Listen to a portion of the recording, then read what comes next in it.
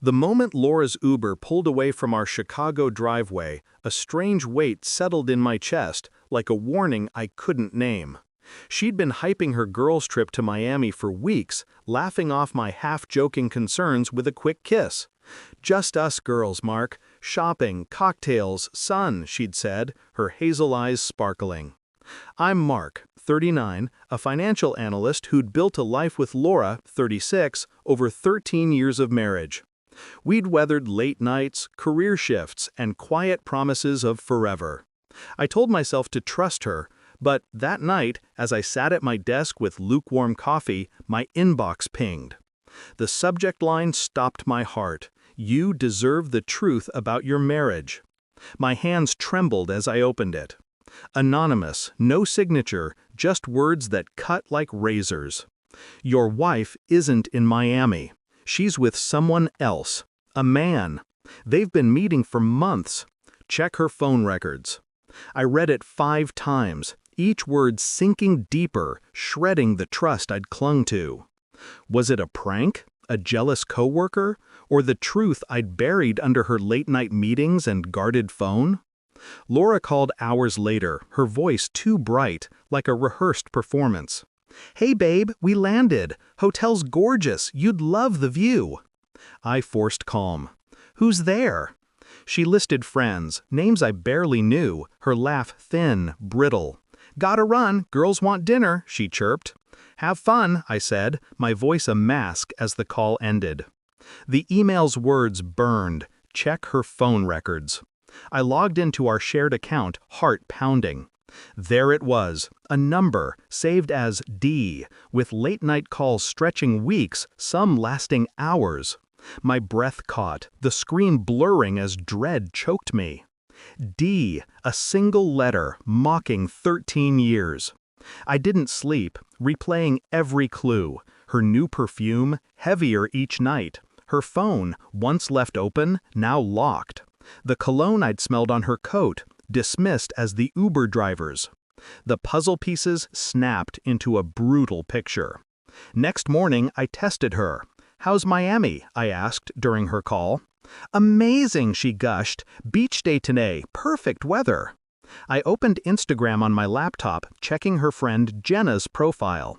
No Miami, no beach, just a story of Jenna at a Chicago cafe, time-stamped that morning. My stomach lurched. "Who are you with?" I asked, voice sharp. A pause, then, "The girls, why?" Her hesitation was a confession. That night, I called Jenna. "Are you in Miami with Laura?" Silence, then a nervous laugh. "No, I'm home. Why?" I hung up, the betrayal sinking in like poison. Laura hadn't just lied, she'd choreographed a performance, casting me as the fool. By day 3, I was done with doubts. I hired a private investigator, a no-nonsense woman named Carla who promised discretion. "Give me 48 hours, she said. She delivered in 24. Photos of Laura at a Chicago hotel bar, laughing with a man, tall, mid-40s, in a tailored suit, no ring. Texts extracted from her cloud backup, flirty, intimate, signed Dylan. A hotel receipt under her maiden name. Each piece was a dagger, but I didn't break. I planned. Laura's next text came, a Miami beach photo, captioned, "Wish you were here." I zoomed in. A man's arm, poorly cropped, in the frame. Not a friend, not a girl, a man. I saved it, adding it to my growing file. When she returned, tanned and smiling, rolling her suitcase through our door, I was ready. "Hi, love," she said, arms around me. I didn't move. Her smile wavered. "What's wrong?" I slid a stack of printed phone records across the counter. "Who's Dylan?" Her face drained, eyes darting. "It's not what you think," she stammered. "Don't," I said, voice low, cracking. "I know you weren't in Miami. I know about him." She sank onto the couch, head in hands, tears quick but hollow. "Mark, I didn't mean for it to happen." I laughed, bitter. "You didn't mean to lie every day? To betray me?" I pulled out the photos, receipts, texts, laying them out like evidence in a trial. "Do you love him?" I asked, voice trembling. The pause before her whisper, "I don't know," was worse than the affair. It wasn't just betrayal, it was her uncertainty, after 13 years, that gutted me. I slept in the guest room, her knocks unanswered. Lying awake, I saw our marriage for what it was, a facade I'd propped up with hope. The next day I met a lawyer, drafting divorce papers with airtight clauses from our prenup. Infidelity meant she'd get nothing. I sent copies of the evidence to Dylan's wife, an anonymous tip to Laura's firm, and a warning to her parents.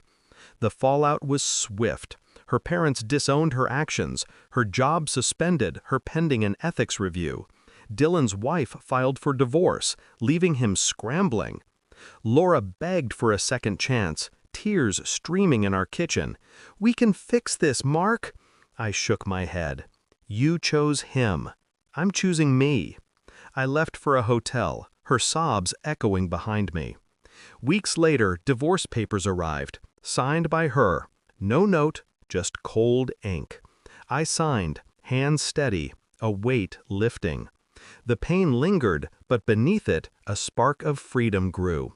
Betrayal shattered my illusions, but it also set me free. I'm rebuilding. New routines, therapy, a life untainted by her lies. Laura's world collapsed, her charm useless against the truth I exposed. In that quiet, I found control, and for the first time in years, I'm not living in someone else's shadow.